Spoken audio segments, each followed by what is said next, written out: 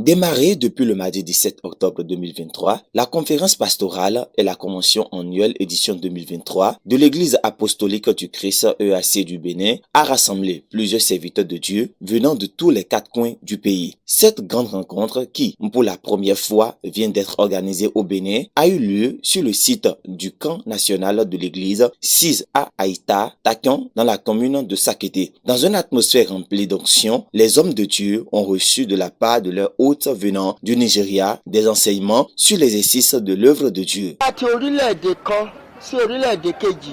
ní àkókò tá a wà ọ̀pọ̀lọpọ̀ ìṣòro ló wà bí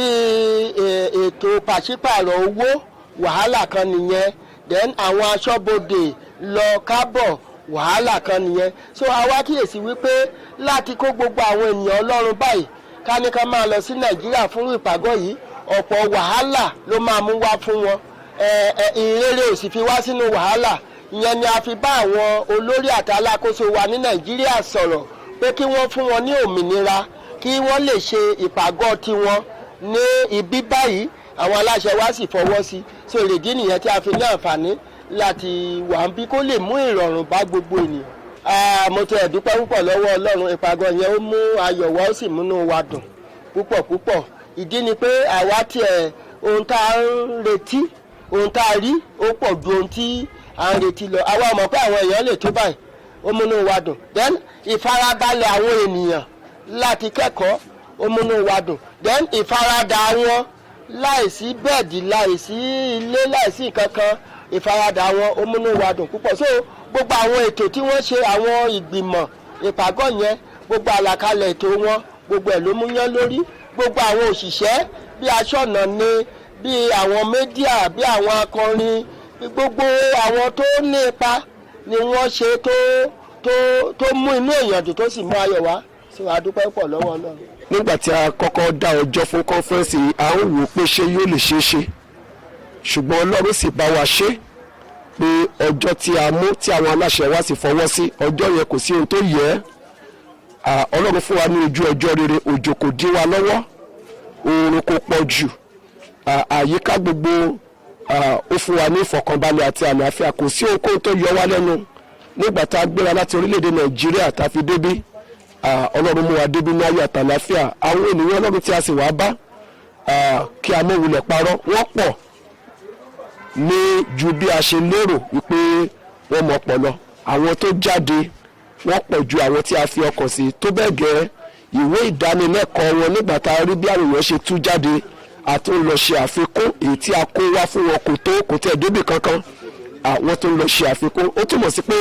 bí inú tiwa ṣe dùn náà nínú àwọn ènìyàn wa tí a wá bá níbí ṣe dùn tí a sì jọ fi ayọ̀ ṣe ìpàgọ́ ti àwọn àlùfáà ti ìlú Benin Republic ti 2023 edition. Après plusieurs jours d'enseignement, de partage, de prière et de renouvellement de la puissance du Saint-Esprit, les pasteurs participants restent convaincus de la nécessité que constitue cette conférence pour les joints de Dieu du ministère. Je suis très content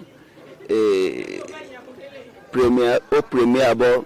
de remercier Dieu, le Tout-Puissant, qui nous a accordé cette opportunité parce que c'est une opportunité pour nous ici au Bénin d'avoir cet événement au Bénin. Le thème que nous avons développé au cours de cette conférence est « Prouvons notre croissance à travers la doctrine solide » que nous avons retiré dans 1 Timothée chapitre 4 verset 16. À travers les enseignements qui sont sortis, nous sommes sûrs que l'Église est basée sur la bonne doctrine et qui enseigne aussi la bonne doctrine à ses fidèles. Parce qu'il nous a enseigné en tant que pasteur d'aller enseigner les fidèles de l'Église pour qu'ils puissent comprendre qui est Jésus même et quel est l'objectif de Jésus-Christ pour venir dans ce monde. Aujourd'hui, nous sommes pratiquement à la fin. Nous remercions le Tout-Puissant qui nous a conduits jusqu'ici. Ça a été très beau, ça a été très bon, c'est magnifique. On a bien suivi les enseignements. Puisqu'on ne comprend pas la langue anglaise correctement, on ne maintient pas correctement la langue anglaise là-bas. Mais ici, le Yoruba, le français et le Gou sont bien manipulés. On a bien compris tous les enseignements et nous sommes très contents. Par rapport à tout cela, on a même demandé aux autorités que par rapport à cela,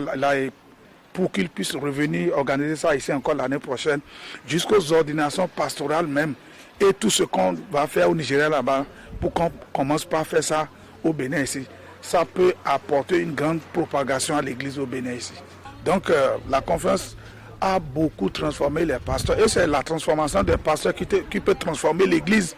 donc, et qui peut transformer la vie même. Satisfaits de l'organisation de cette conférence ici au Bénin, les participants expriment leur reconnaissance à Dieu. Convention de ni lengboko tole ton de mi bayi do so aita ton ji do fi eyin de bo yin no bibiti tengbe mi ko do nu mo ko ton badin azaya ton donc de mi wa mi mo aya jije opon konko de zero tebo na mi le eyin pon de bo vo go mi fon bo vo na mi nu mi mo yoyo de vo de mi yoro do vision de vo mi do pe na ma tout a été bien yon ti tengbe nwa bi oye dide mi segbon pon de mi sele na ye ni siganze wa chicheme boze wa walome na ministère mi ton yoro mi ton ni motendo modidio na gun apostole Christon ni motendo fonchite do Benin si aigbaji o mauzo ato ma wale o de sigando na yewe ndo ko e vena mi do ye ma wa amon bi oye do wede bonu ni ndo yoro le nko tin ye ni mo no gomblo do me ma wa ma sigan sende pepe amaka sende pepe a amagan wa zondeji do nu eye. Rappelons que la nuit du jeudi 18 octobre a été marquée par une séance de prière intense qui a rassemblé tous les fidèles venant de partout. Un moment très puissant au cours duquel Dieu s'est manifesté à son peuple au travers des révélations, des prodiges, des guérisons et autres.